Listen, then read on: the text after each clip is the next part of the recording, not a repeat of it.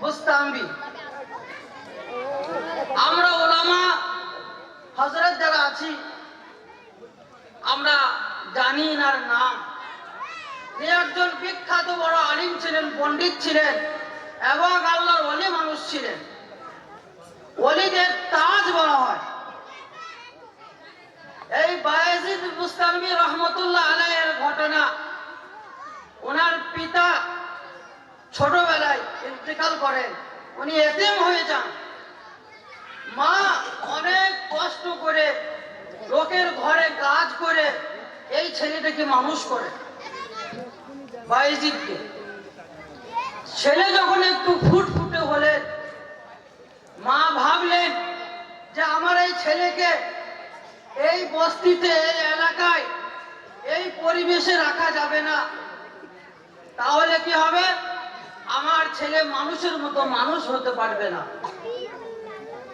এই ছেলেকে আমার মরহুম স্বামীর আগ্রহ ছিল, ইচ্ছা ছিল যে একজন আলিমে দ্বীন বানাবেন, আল্লাহর ওলি বানাবেন। আমারও তা ইচ্ছা। অতএব এই ছেলে যদি এই পাড়ায় থাকে, এই পরিবেশে থাকে, তাহলে আমার মৃত স্বামীর এই ইচ্ছা পূরণ হবে না। তাই উনি ভাবলেন কি করা যায়। তো উনি কি করলেন,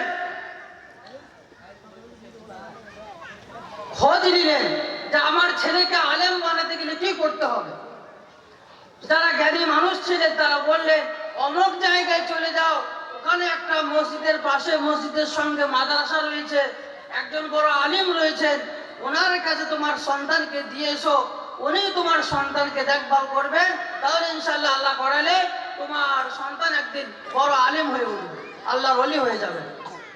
সেই মা ওই কথা শুনে ওখানে রওনা হলেন এবং নিজের সন্তানকে নিয়ে ওখানে পৌঁছে গেলেন। খুব সংক্ষেপে বলছি, টাইম যেহেতু কম। ওখানে গিয়ে যে হুজুর ছিলেন ওনাকে পর্দার সাথে ডেকে বললেন যে এটা আমার সন্তান, এটা আমার এতিম সন্তান, এবং আমার মরহুম স্বামীর ইচ্ছা ছিল এই ছেলেকে আল্লাহর ওলি বানাবো, এই ছেলেকে আলিমে দ্বীন বানাবো। তাই আমি আমার ছেলেকে আমার কাছে আর না রেখে, আমার পাড়ায় না রেখে, আপনার জিম্মেদারিতে আমি আমার এই ছেলেকে নিয়ে এসেছি। অতএব আপনার দায়িত্ব একে কিভাবে মানুষ করবেন। এবং যাওয়ার সময় এ কথাও উনি বলে গেলেন, দেখেন কি সুন্দর মা, খুব মনোযোগ দিয়ে শুনবো আমরা কথাটা। উনি বললেন এই ছেলেটা, এর পিতা দুনিয়া থেকে চলে যাওয়ার পর কোনোদিন রাত্রে মা ছাড়া থাকে নাই। আমি মাকে বুকে জড়িয়ে নিয়ে থাকি। আজ এর প্রথম দিন যে মা ছাড়া থাকবে। কোনো রাত, কোনো একটা রাত এ মা ছাড়া কাটাই নাই, আজকে এটা প্রথম রাত হবে যে মা ছাড়া কাটাবে। অতএব এই ছেলের খুব কষ্ট হবে, মাকে মনে পড়বে, কাঁদবে, আপনার কাছে ছুটি চাইতে আসবে, আপনি একে ছুটি দেবেন না। ছুটি দিলে কি হবে? আমার ছেলে বাড়ি আসবে, মায়ের মমতা, মায়ের ভালোবাসা পাবে, সে মাদ্রাসা আসতে চাইবে না, পাড়ার ছেলেদের সঙ্গে মিশবে, তাদের সঙ্গে মিশে এর ব্রেন খারাপ হয়ে যাবে, মন মানসিকতা খারাপ হয়ে যাবে, পাল্টিয়ে যাবে। অতএব আপনি একে যতক্ষণ না পর্যন্ত যোগ্য আলিম নামন করবেন, ওলিয়ে কামিল নামন করবেন, ততক্ষণ পর্যন্ত আপনি একে ছুটি দেবেন না। এই বলে মা কাঁদতে কাঁদতে ছেলের আপনার যে ব্যথায় বাড়ি ফিরলেন। কিছুদিন পেরিয়ে যায়, ছেলে কাঁদতে থাকে, মায়ের কথা মনে পড়ে। শিক্ষকের কাছে গিয়ে বলেন, হুজুর আমাকে একদিনের জন্য ছুটি দেন, আমি একদিন পরেই আমি মাদ্রাসা চলে আসবো, আপনাকে ওয়াদা দিচ্ছি। হুজুর দেখলেন এর মা আমার কাছে ওয়াদা নিয়েছে যে যতক্ষণ না পর্যন্ত পরিপূর্ণ আলিম না হবে, বলিয়ে কামিল না হবে, আপনি একে ছুটি দেবেন না। চিন্তায় পড়ে গেলেন কি করা যায়। উনি একটা বাহানা বের করলেন যাতে করে এই ছেলেটা লজ্জায় ছুটি না নিতে আসে। বললেন ঠিক আছে বেটা, তোমাকে আমি ছুটি দেব, কিন্তু একটা শর্ত আছে। শর্ত হলো কি, তোমাকে আমি আজ এই পড়াগুলো দেব, এইগুলো তুমি যদি মুখস্থ করে আমাকে শুনিয়ে দিতে পারো সন্ধ্যেবেলায়, তাহলে তোমাকে ছুটি দিব। পড়াটা দিয়েছেন অনেক বেশি, একদিনে তো দূরের কথা, 10 দিনেও মুখস্থ করা অসম্ভব। শিক্ষক দেখলেন মুখস্থ করতে পারবে না, লজ্জায় ছুটিও চাইতে আসতে পারবে না। পড়া দিয়ে দিলেন, ছাত্র যখন দেখলো যে অনেক পড়া দিয়েছেন, হয়তো আমার পক্ষে সম্ভব নয়, মন খারাপ হলো। তা সত্ত্বেও সেই ছেলে পড়তে বসলো এবং পড়তে পড়তে সন্ধ্যে পর্যন্ত সমস্ত পড়া ইয়াদ করে ফেললো, মুখস্থ করে ফেললো, বললো সুবহানাল্লাহ। এবং সন্ধ্যের বেলায় হুজুরকে শুনিয়ে দিলেন, অন্য দিনের থেকে আরো ভালো শোনালেন আজকের পড়া।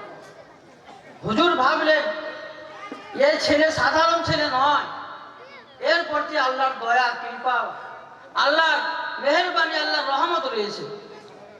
অতএব যখন পড়া শুনিয়ে দিল, সেই ছেলে বাধ্য হয়ে শিক্ষক তাকে একদিনের জন্য ছুটি দিল, যে যাও তুমি একদিনের মধ্যে আবার ফিরে চলে এসো।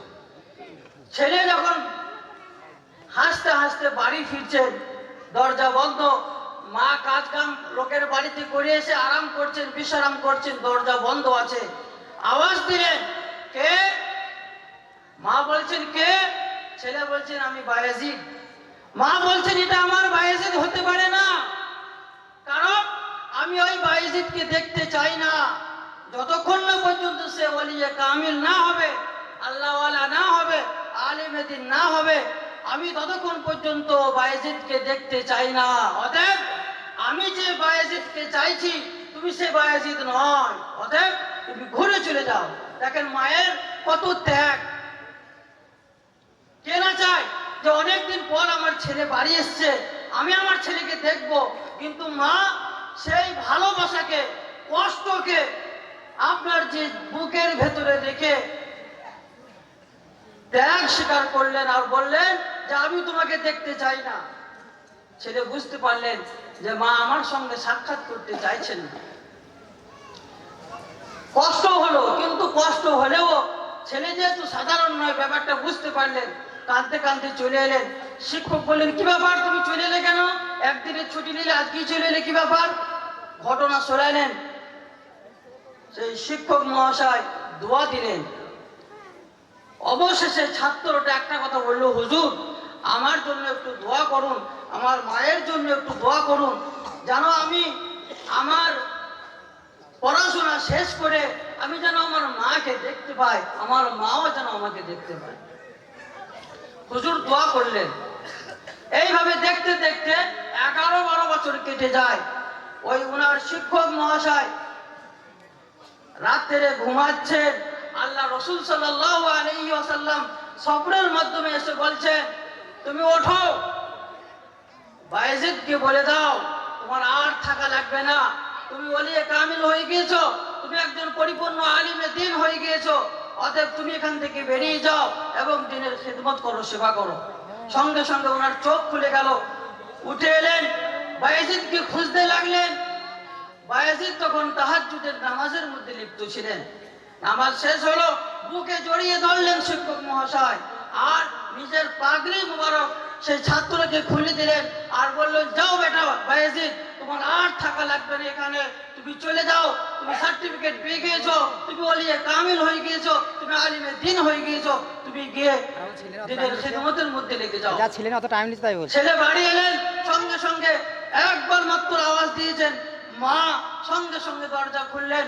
তখন বুঝতে পারলেন যে আমার ছেলে আজ 12 বছর পর ফিরছেন, মানে আমার ছেলেকে আল্লাহ কবুল করে নিয়েছেন, ওলিয়ে কামিল হয়ে গিয়েছে। মুহতারাম বুজুর্গ দোস্ত, মা তখন বললেন, রে আল্লাহ, এখন আমার আর বেঁচে থাকার আর ইচ্ছা নেই, আমার একটা ইচ্ছা ছিল যে আমি আমার ছেলেকে ওলিয়ে কামিল হওয়া দেখবো, আলিমে দ্বীন হওয়া দেখবো, অতএব আমি দেখে নিয়েছি, আপনি তুলে নেন। মুহতারাম বুজুর্গ দোস্ত এবং মা ও বোনেরা, আমরা একটু চিন্তা ভাবনা করি। এইভাবে অনেক বুজুর্গ চলে গিয়েছেন, ইমাম বুখারী বলেন, ইমাম মুসলিম বলেন, সালাউদ্দিন আইয়ুবী বলেন, তাদের মায়ের ইতিহাস খুলে দেখেন, পড়ে দেখেন যে তাদের বড় হওয়ার পিছনে তার মাদের কি অবদান ছিল। তো আমাদের